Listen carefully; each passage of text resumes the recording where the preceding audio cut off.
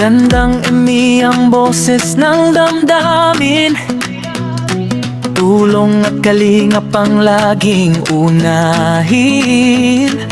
Hello everyone! Welcome back again to my channel, Kalingap Jomar. Ang kahilingan ng isang tinutulungan niya ay kanyang tinupad. So ano ba to mga kalingap? Pag-uusapan po natin sa video na ito. Pero bago natin simulan yan, huwag niyo pong kakalimutan mag-subscribe, Bal Santos Matubang, Kalingap Rob at Edna Vlog. Siyempre, supportahan din po natin Kalingap Jomar. Ang inyong lingkod, Gandang Emmy. Sa mga hindi pa po nakapag-subscribe, please subscribe and please hit the notification bell para lagi po kayong updated sa aking mga ina-upload na mga reaction video. So eto, panoorin po natin ang video na ito. Bibili natin Daddy Philip, isa sila ni Buboy at ni Bea na classroom. So bali Dalawang classroom po ang mabibigyan natin ng stand fan. Stand fan po ang ano natin. Si Carla, ganun din ang ginawa ni Carla. Namigay Asa? sa electric fan. Ayos. Ginagaya mo si Carla. Ay, grabe Gaya-gaya pa pala ako guys. Di naman, ano naman to. Ito ay kailangan din naman kasi. Kung hindi lang din na kasi nabanggit po nila Buboy, hindi rin natin itong naisipan. Pero yun.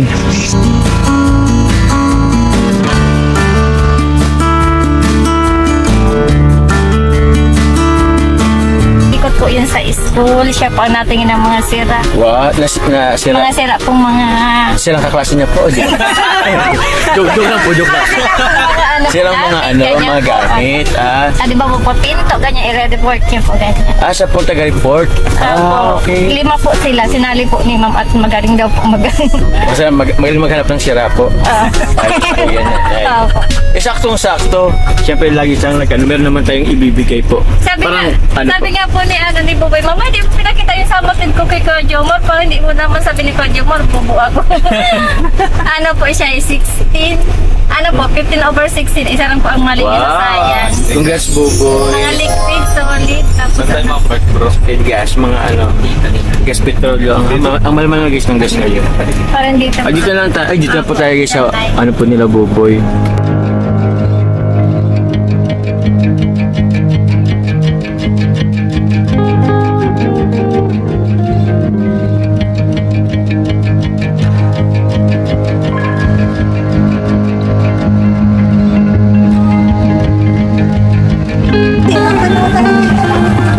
Diba, mag-guys sa loob.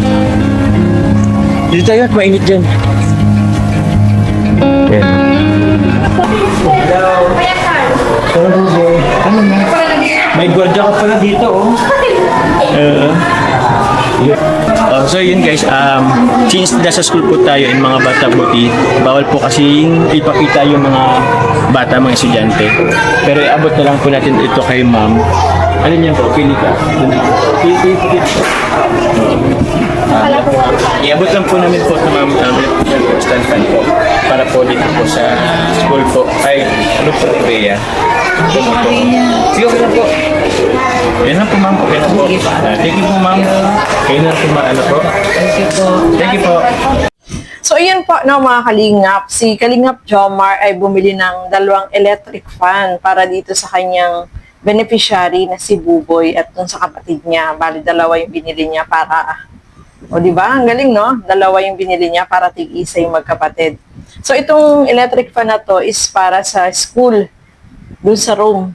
Kasi di ba nabanggit nung nakaraan na dun sa room nila ay sobrang mainit at kung may electric fan man ay hindi siya naabot ng hangin.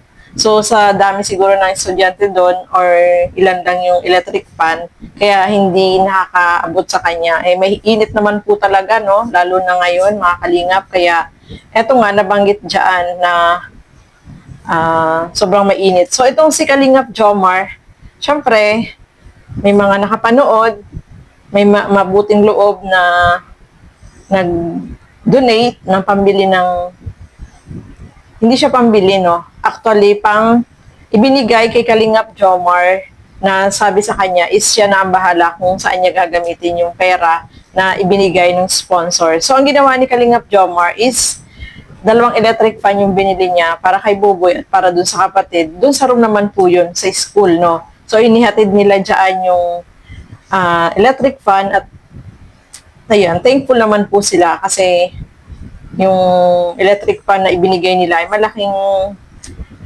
ano na yun, kaginhawahan sa mga estudyante, no? Lalo na sobrang mainit po no, mga kalingap. Kaya thankful yung teacher na nakatanggap din ng electric fan.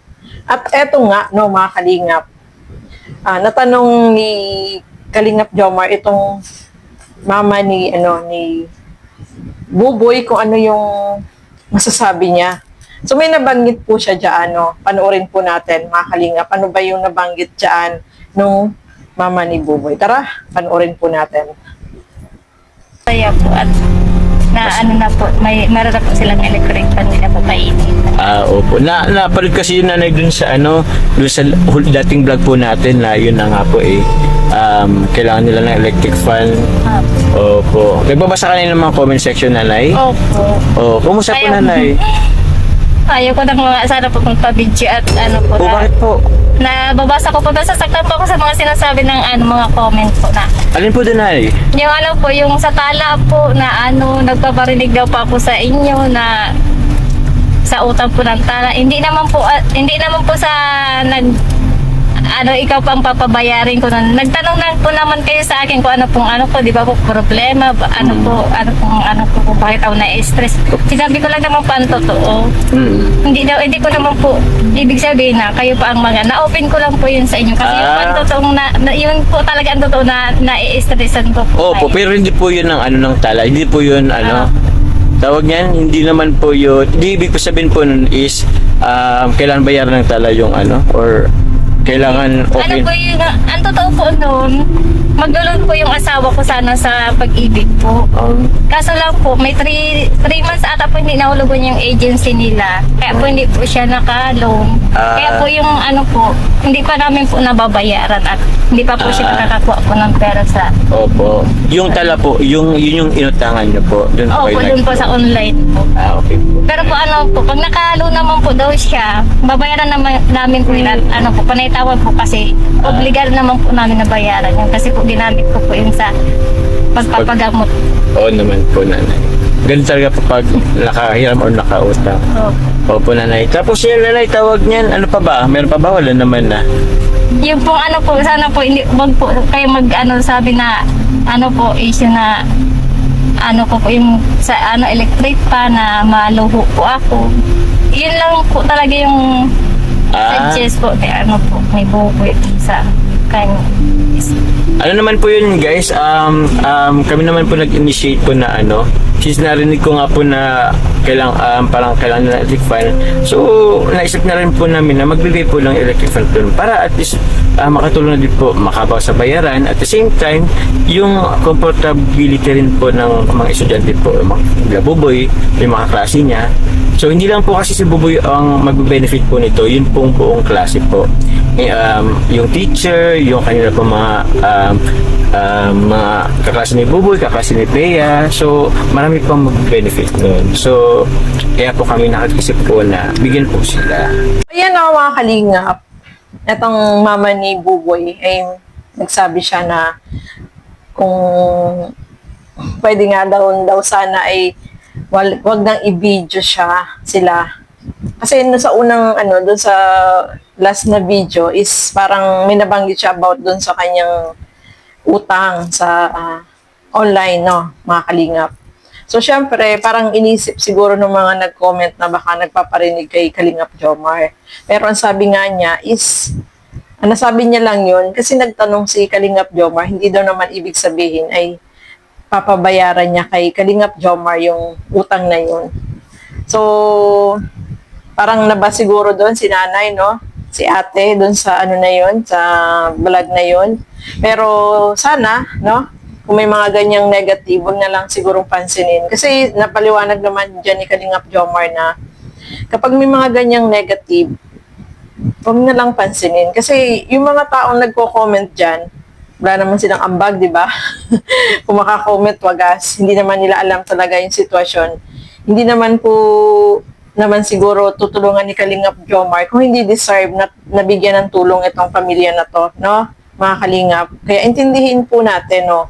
Huwag tayong basta-basta mag-comment ng mga negative na alam natin na makakadagdag ng problema dun sa kay nanay, kay ate, no? Kasi syempre, pag nababasa niya, kasi nagbabasa din siya ng comment, syempre, masasaktan siya dun sa mga mababasa niya. Kaya, ingat-ingat na lang po tayo. Iwasan na lang natin yung mga ganon. At sabi nga ni Kalingap Jomar, deserve naman ng tulong at nakikita naman niya talaga na kailangan ng tulong. So, wag na lang po natin ibas, no, mga kalingap. Lahat naman tayo nagkakaroon ng utang. Di ba? Lahat po ay nagkakaroon tayo ng utang.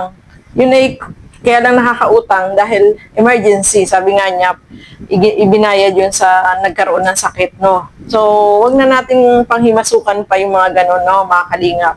Sa mga nambabas dyan, sa mga basher na kung mag-comment ay wagas, mga negative, wag naman po sanang ganon, no. Intindihin po natin yung sitwasyon. Hindi natin alam kung ano yung sitwasyon, kaya nakapangutang. Yun nga, nabanggit niya na ipinambayad yun sa nagkaroon ng sakit. So, intindihin po natin, no, mga kalingap. So, ayan po. Maraming salamat po sa inyong walang sawang panonood at pagsuporta dito sa aking mga ginagawang reaction video. Siyempre, natuwa din ako. Nakalimutan ko, no, mga kalingap. Sabi nga pala ni Philip, parang ginagaya mo na si Carla kasi nagbigay din si Carla ng electric fan. O, di ba? Nagkataon lang yun, no, mga kalingap.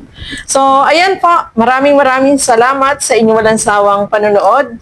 At syempre, supportahan po natin si Kalingap Jomar kasi tuloy-tuloy yung kanyang ginagawang pagcha-charity. At meron siyang latest na pina-ribbon cutting yung pabahay niya kay Lola Susie. Bigyan din po natin ng reaction yun, mga kalingap. So, ayan po. Maraming salamat sa inyong walang sawang panonood at pagsuporta dito sa aking mga ginagawang reaction video. So, hanggang dito na lamang po muna. Thank you and God bless sa atin lahat. Bye-bye po!